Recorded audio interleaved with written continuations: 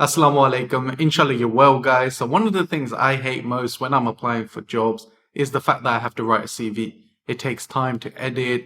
You don't know what to include, what to maybe take out. And you guys will be in the same dilemma if you're applying for a grad scheme or an apprentice scheme, because not all, but some will require you to submit a CV. And as you guys are in the early stages of your career, I thought it would be a good idea to talk about 5 common mistakes to avoid. Now, the first mistake I've been guilty of doing in the past, and that is submitting the same CV. No 2 jobs, 2 employers, or 2 careers are the same. So why would you submit the same CV for each application? You should be tailoring every single application. Remember, guys, if you secure a place on a grad program or an apprenticeship scheme, your career for the next few years is sorted. So why wouldn't you invest the time in now to set yourself up for the next couple of years? Now, you may be thinking, how do I tailor my CV for each application? Firstly, start off by reviewing the job description. If there's no job description, no problem. Go and visit the careers or the grad website. There's lots of information there. But if you find that there's limited information, go and check out the firm's values, goals, ethos, future plans. You should find a wealth of information online, and you're looking out for key bits of information that you should be highlighting in your CV. So as an example, if an organization talks about working collaboratively, you know you've got to speak about teamwork in your CV. The other thing you can do is play about with the order of your CV. So generally speaking, most people will have work experience in chronological order. But if you're applying for a finance scheme as an example, what I would do is split out the work experience into 2 sections. So I would have one section on accounting and finance work experience right at the top of your CV, so it's clear to a recruiter straight away, and then follow that up with other professional work experience. Whilst we're talking about the order of your CV, guys, one thing I always recommend to people is put the education section towards the bottom of your CV. Don't have it at the top. Now, it may sound odd when you don't have much work experience and education or the grades that you've achieved are the biggest highlight. But if you think about it, if you're applying online and you have to submit your CV, the chances are you've already entered your grades in another part of the online application. So there's no point having the education section at the top of your CV, because the recruiter should already know what grades you got. The second mistake is not thinking about keywords. And this has become a mistake in recent times due to advances in technology. But if you think about it again, guys, PwC have a value: act with integrity. So when you look at that value, you should be thinking, how do I get the word integrity into my CV? You know how competitive these schemes can get, and recruiters can't spend too much time on reviewing a CV. Maybe they'll spend less than a minute on one applicant's CV. And firms are making more use of technology now. So they will use a bot, a tool, a system to search for keywords in an applicant's CV before then deciding whether to progress that onto a human review or not. So this is why keywords are important. So make sure you do that research up front to identify what are the key things this organization is looking for, and make sure you include those words in your CV. On a side note, guys, this bot, technology, tool, system, whatever you want to call it, is only going to get more popular. So there are many uses for this type of tool. As an example, these tools can be used to read invoices. So this reduces the amount of time spent when entering invoices in finance. Also, you can use these tools to search for documents to identify key bits of information.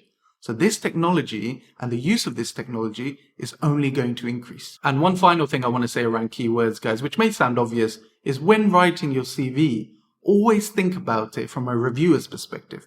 What would they want to see included in my CV? The third mistake is being humble. Now, let me make it clear. Showing humility and being humble in an interview setting is absolutely great. I definitely recommend it. However, on your CV, I wouldn't, because your CV is going to be compared against hundreds of other applicants. So you must stand out. And you don't have to boast about your achievements. You can be quite subtle. So instead of saying you were part of a society or club at university, state your role. Saying that you're a treasurer of the finance society sounds much better than just saying I was part of the finance society. When trying to make your CV stand out, guys, there's 2 things I'd recommend. So firstly, don't lie. I wouldn't recommend it. I know it can be tempting, but you may get caught out at the interview stage. And secondly, you don't have to boast or write about every single achievement that you've had. Remember, most graduate or school leaver CVs are around 1 to 1.5 pages long. So if your CV is getting to more than 2 pages, take that as a hint and cut the rubbish. The fourth mistake is when people start listing things. And this can be quite common in the key skills section. People will simply list skills without providing any context or any explanation. If you simply write well organized, team player, good communication skills, and provide nothing else, as a reviewer, I'm going to think where and how were these skills developed? Definitely provide some context. So if you talk about having good communication skills, how did you achieve those? Maybe you volunteered with a charity where you got the opportunity to communicate with people from different backgrounds. When providing this context, guys, make sure you don't just focus on one type of experience, mix it up. Don't just talk about sport. Make sure you focus on work, education, maybe some traveling you've done, because all of these experiences combined will show a well-rounded character, which definitely looks good. On a side note, guys, if you speak Chinese, Arabic, or a European language, make sure you include that at the top of your CV, because if you're applying for a firm which operates internationally or has clients abroad, those language skills can be highly sought after. But if you're like me, if you speak Punjabi, Urdu, or Hindi, you don't worry. You can leave that at the end of your CV, because I'm still waiting for a recruiter to call me up saying they need an Urdu speaking auditor. I'm hoping I get that call soon, but who knows, maybe in the next 20 years or so. And the final mistake I want to talk about, guys, is not taking pride in your CV. Always remember, your CV is your first representation of you. It's your first impression. And as a recruiter, I'm not going to know who you are. I'm not going to have met you before. So if you hand me a CV with loads of spelling mistakes, headers not the right font, things not in the right order, what am I going to think of you? I'm not going to think good things, that's for sure. For me, guys, these mistakes are so bad because they're simple to fix. You don't need to be a CV writing expert to make sure that your headers are the same font, that you've got equal spacing between sections, that you've used spell check. You don't need to be an expert to do all of these things. Some quick fire tips, guys. So use justify, so you can select the text and hold down Control J. So that will spread the text evenly through your margins and give your document a more professional look. Another thing to do is make sure you check the spacing between sections as well. Maybe add a line to help break them up a bit better. Another thing you can do is use color. So I'm not talking about writing your whole CV in a different color, but at the top of your CV in the header section where you normally have your name, email address, contact number, you can put that in a different color. Maybe highlight keywords on the first and second page of your CV. Those subtle things can definitely make your CV stand out to a recruiter. But obviously remember, guys, finance, legal, engineering, they're quite traditional industries. So don't go the other way.